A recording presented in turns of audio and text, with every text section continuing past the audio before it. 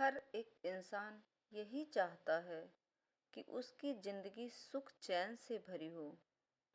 बहुत से लोग यही सोचते हैं कि अगर हमारे पास धन दौलत होगी तो हमारे सारे दुख दर्द दूर हो जाएंगे।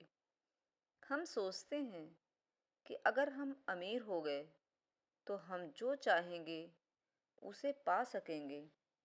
लेकिन जब हम उन लोगों की ओर देखते हैं जिनके पास सुख चैन है, तो वो बाहर की धन दौलत के नहीं बल्कि अंदर की धन दौलत के मालिक होते हैं।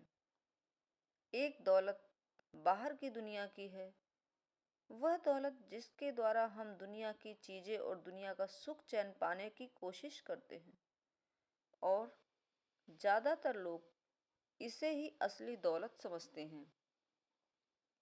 पर शायद हम में से कम लोग जानते हैं कि एक दूसरी दौलत भी है। वह अंदरूनी जिंदगी की दौलत है। वह दौलत जो संत महापुरुषों के पास होती है। वह दौलत जिसे पाकर जिंदगी सदा सदा के सुख चैन से भर जाती है। फिर उसमें न कोई दर्द रहता है और न कोई गम।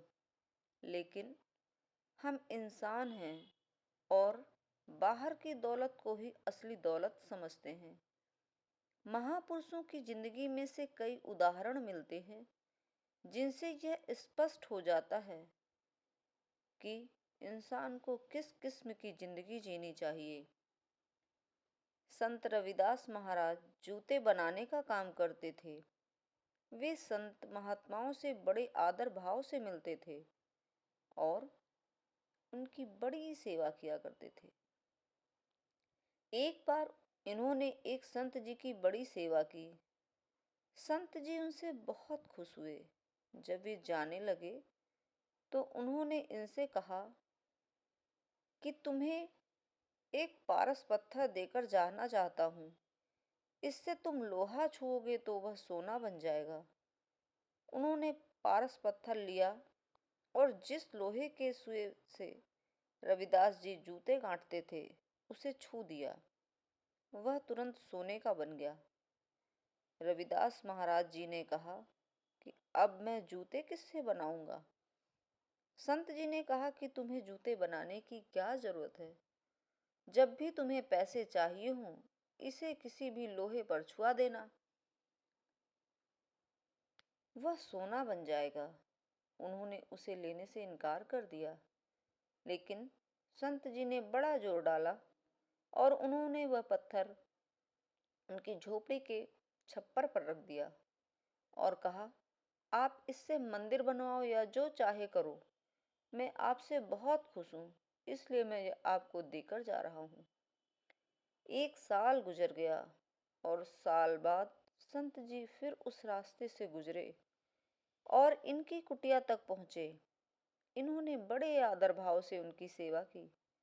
संत जी ने कहा, तुम अभी तक इस कुटिया में बैठे हो।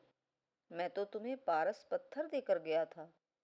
मैंने सोचा कि अब तो यहाँ बहुत बड़ा मंदिर होगा और यहाँ पर बहुत सारे लोग आते जाते होंगे। तुम तो अब भी जूते बना रहे हो। रविदास महाराज ने संत से कहा, अगर मैं उस पत्थर का इस्तेमाल करता रहता तो जो समय मुझे अंदर की दौलत पाने के लिए मिला था वह निकल जाता। पत्थर जहाँ छप्पर पर आप रख गए थे वहीं का वहीं पड़ा है।